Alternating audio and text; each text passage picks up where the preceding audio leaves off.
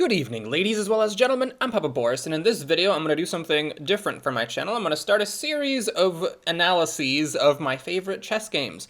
And if you're someone who's been watching my channel for a while, you might be wondering, Boris, why the hell are you doing this? A, you don't play chess anymore. B, you're not even very good at chess. C, most if not all the games that you're going to cover have already been covered by people on YouTube who are smarter and better looking and funnier than you are, so why are you even bothering?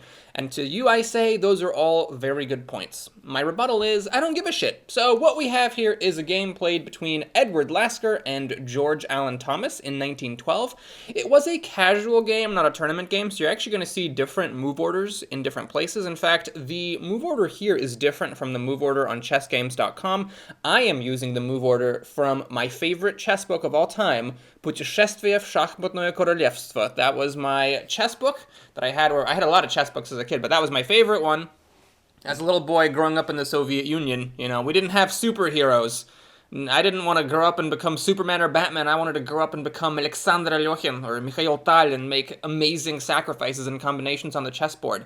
And by the time I was 5 years old, I had, read all of that chess book backwards and forwards several times. And I was feeling nostalgic recently, so I bought an American edition on Amazon. I got literally the last copy. The English title is Journey to the Chess Kingdom.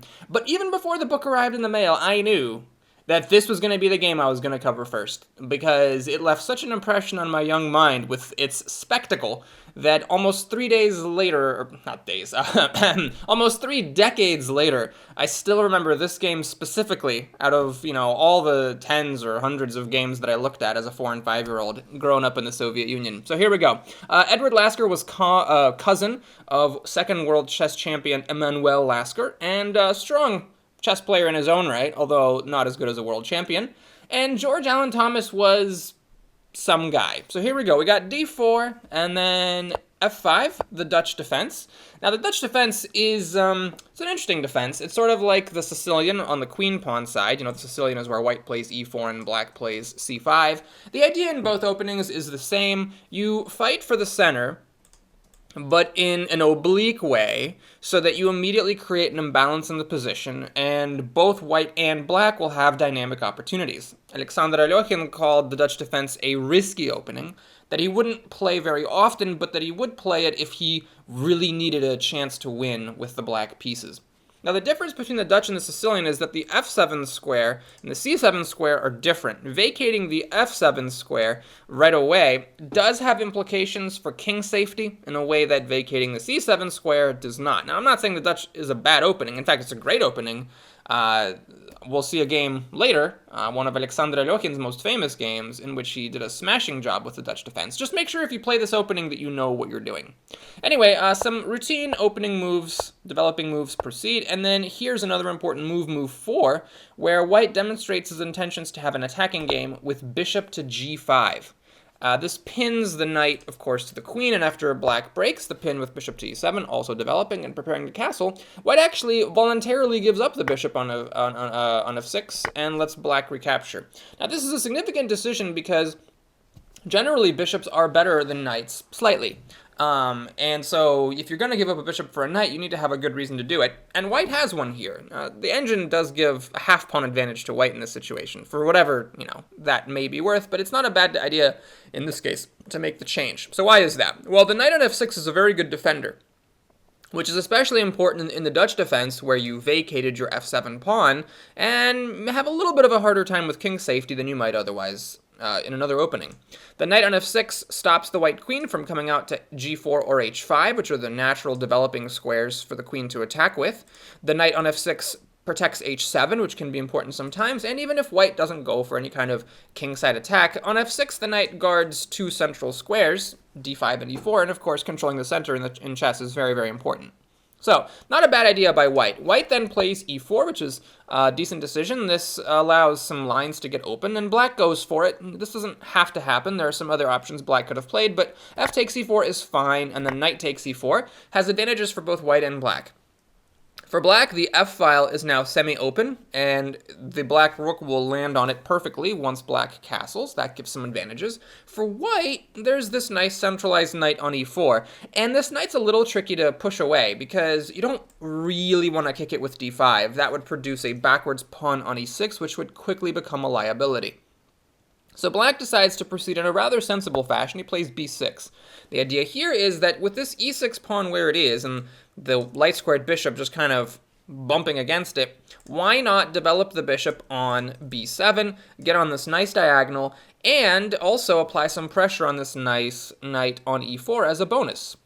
White plays bishop to d3, developing, getting ready to castle, protecting this knight, and also maybe in the long term eyeing h7, which is a little bit sensitive sometimes, especially with the knight on f6 gone. And black just plays bishop to b7. Here, white makes an interesting choice. He plays knight to e5.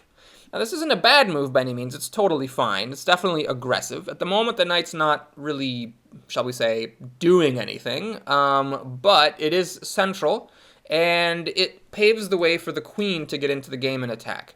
So black castles, which you kind of have to do. If you were to make some move like knight c6, then things immediately get out of hand. In fact, black's already losing here after queen h5 check. Because now you actually can't really move the king. If you move it to either square, then queen f7 is checkmate. So you have to block the check with g6. But then, of course, knight takes g6, a common theme in chess. If you take this knight, then white comes. Oh, sorry, hang on a second. I was thinking of when you capture on g6 and then take the rook on h8, which is not happening here because there is this bishop on f6 protecting the rook. But after h takes g6. Queen takes g6 check. This is looking a little bit ugly. Now, if you play king to e7, this is actually a forced mate in 3 with queen takes f6. Then the king has to go back to e8. And after the very interesting knight to d6 check, the king has nowhere to move, so the knight has to be captured, and then bishop to g6 is checkmate. So if you avoid this here by playing king to f8, the only other move, then white wins the piece back, and of course in this case white's just totally winning. Black has 5 pawns, white has 7, white's won back the piece, and I mean, look at this, situation over here with the black king. It's definitely an ugly time. So all that is by way of saying that although black is not losing or anything here, black does need to play somewhat carefully and castle, which he does. So castling stops the queen h5 checking business. White still plays queen to h5. And in this position, the engine actually says that the position is totally equal. So on a mathematical level, black has succeeded in the opening by equalizing. Generally, white has the advantage being the first player to move. And so you'd expect if white and black both play the opening perfectly, white should come out of it with a small advantage just because that's chess. So if as the black player you manage to reach an equal position, then you've done well in the opening. However, there's one other factor to consider when you're evaluating positions, other than the engine evaluation, and I highly recommend this to everybody who uses engines as part of their chess studies, which I imagine is everybody these days, you have to consider the pool of available moves to each player. So let's say that you're in an equal position, like this one, but black has only one move that he can make that's at all decent, and every other move puts him in a losing position, whereas white has his choice of moves and can make several different moves that are all equally fine. Then even if the position is technically equal, assuming best play, white will still be better because it'll be easier for white to make moves that don't suck, whereas black is on a tightrope and has to make the perfect move every time, and that's something that you have to consider. So this is one of those situations where, yeah, the position is equal, but black has only one move, and if he doesn't find it, he's going to be in a terrible position, if not outright losing. So what happens if black just carries on developing with knight c6? Believe it or not, this is actually a forced mate in 3 with the very crushing knight to g5. Now this knight is hanging, but it can't be taken because queen h7 is checkmate. The knight on e5 blocks f7, and the point of moving the knight to g5 was to unleash this bishop's attack on h7. If you try to block the mate on h7 by pushing g6, then you're going to get mated on h7 because you're a bitch who didn't realize that the knight was also attacking h7, allowing the queen to come in there with checkmate. If you try to block the queen, then the bishop slips in there like a shiv, and after the king goes to h8, this knight on e5, which wasn't doing anything earlier, is producing a very picturesque checkmate on g6. Notice the significance of the absence of the f7 pawn. So because the f7 square was vacated on move 1, it has some tactical implications later in the game. That is, of course, if black doesn't know what he's doing. So, what else can you do? Well, black tried to defend things with queen to e7. Now, there's a couple different things going on here. Now, if white plays to g5, then black has g6. Now, the queen on e7 is blocking h7. And white's knight and queen are both hanging, so white would be losing this. Now, this is still playable. The engine's saying that white is like a pawn or 2 pawns down, because white does have this move knight takes g6, and after h takes g6 and queen takes g6 and queen g7, white did get a couple of pawns for the piece. So it's playable, but really white is losing here. So knight g5 does not work.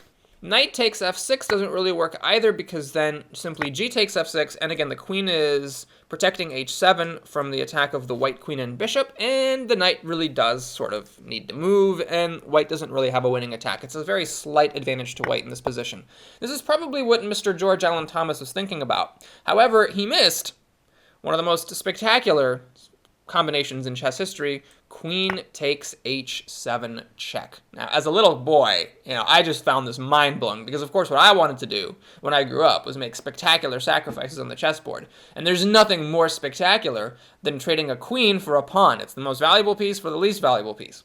Now, black has no choice but to take the queen, and then white plays knight takes f6 double check. With a double check, the king always has to move, and the king cannot find safety in the corner because, once again, knight to g6 produces that picturesque checkmate we saw earlier in one of the other variations. So the king has no choice but to move forward. Now comes knight e to g4 check, the king has only one move. h4 check, the king has only one move. g3 check, and the king has only one move. So the king is being inevitably drawn forward, closer and closer to white's side of the board. At this point, white missed a precise finish, shall we say. If white had played bishop to f1, or if white had castled, then what is interesting here is that all of the squares that block the black king's movement are controlled by pieces that black cannot capture. So there's nothing that black can do to simply stop white from playing knight h2 checkmate on the next move, which would have been a pretty good finish, and this would have been a pretty famous game. However, I don't think we can fault Mr. Lasker from not choosing this option, and instead playing bishop to e2 check, and after king to g2, playing rook to h2 check, forcing the king down to g1. Again, at all the points in the journey, the black king had only a single move. So in 8 moves, the black king made it all the way to the white side of the board in the middle game with most of the pieces still on the table. This just never happens in chess. This is ridiculous for the king to go on a journey like this. And at this point, white played king to d2 checkmate. Now this is where there's a lot of people who debate whether Lasker was an amazing genius or a criminal to chess. Some people think that he should have done checkmate by castling queenside, because that's so cool, isn't it? How often do you get to castle queenside and checkmate somebody? And that's true. I kind of get to see. I get to see that, that perspective.